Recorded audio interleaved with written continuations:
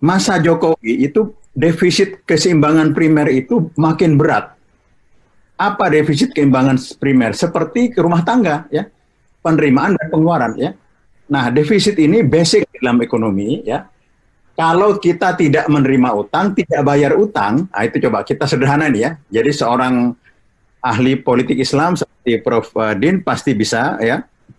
Jadi di negara ini ada penerimaan, ada pengeluaran, ya. Nah, kalau kita tidak menerima utang, tidak membayar utang, itu defisit. Itu paling basic di dalam istilah ekonomi. Apa artinya? Artinya untuk membayar keperluan kita saja tidak cukup, ya. Jadi apa? Harus berutang. Saya ulangi lagi ya. Defisit primer ini untuk belanja kecukupan kita saja tidak cukup. Belanja untuk kebutuhan kita tidak cukup. Sehingga apa? Harus utang. Nah, utang untuk mencukupi defisit kita, ya enggak? Sekarang kita punya utang.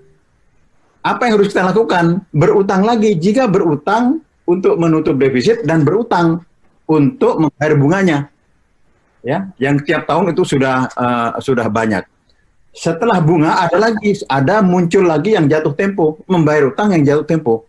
Jadi ini APBN, saya setuju dengan Pak Salamuddin Daeng, ini warisan untuk presiden yang akan datang, ya.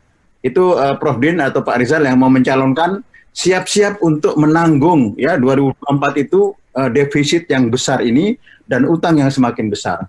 Ini prestasi, ya, sejak dulu, ya. Ya, ini juga dimulai presiden sebelumnya, makin turun zaman Jokowi, yaitu tax rasio terhadap PDB. Kita itu 10%, Thailand itu 2 kali lipat, 18%, ya. Vietnam itu 18%, ya. Kalau di negara Skandinavia 30%, ya. Jadi kita punya masalah di pendapatan, punya masalah di pengeluaran, pengeluarannya boros, ya. Nah, ini sekarang ini utang. Ini adalah pembayaran utang yang itu mendekati 300 triliun setiap tahun, ya. Untuk bunganya, bukan hanya bunganya, tapi pokoknya sudah mulai banyak, ya. Terakhir, ya, dari data saya, ya. Coba Bapak Ibu sekalian lihat perilaku pemerintah dan DPR.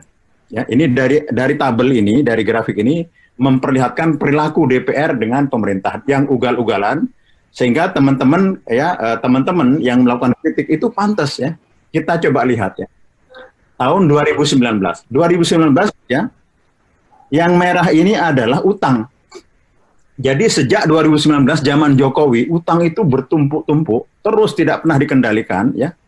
Ya, yang ini tidak ada di APBN, tidak kelihatan. Yang kelihatan yang kuning karena disembunyikan, ya. Yang 921 ini tidak dibahas di DPR, ya, tetapi disembunyikan, ya. Yang dibahas adalah yang 446, ya. Nah, untuk apa 921 triliun itu? Ya, untuk, ya, penerbitan utang, untuk apa? Untuk membayar yang jatuh tempo yang biru ini, ya. Yang Partai Amanat Nasional yang biru ini adalah untuk membayar jatuh tempo, ya. Nah, yang kuning yang Golkar adalah sisanya untuk defisit sama pembangunan. Tapi rencana sebelum COVID tahun 2020 diharapkan turun 651, diketok palu di DPR, tok. Tapi apa yang terjadi kemudian, ya, negara ini makin otoriter, perhatikan, ya. 2020 tanpa persetujuan DPR dan tidak ada apa-apa, utang diputuskan 1530. Coba bayangkan. Mengubah angka utang dari 650 menjadi 1530, tidak ada woro-woro di DPR. Yang ramai teman-teman kami, ya. Di DPR itu senyap. Saya melihat parlemen di Jerman, ya, itu ekonomi tumbuh 4%, itu sudah hebat sekali, ya. Kemudian makanan tambahan untuk anak dan perumahan untuk rakyat kecil tidak naik, itu ributnya bukan main, ya. Mungkin itu hanya ratusan juta euro atau puluhan juta euro. Ini hampir 1.000 triliun naik memutuskan utang. Tidak ada senyap, tidak ada apanya. Jadi Jokowi ini raja utang. Pemerintahan Jokowi dengan data ini adalah raja utang.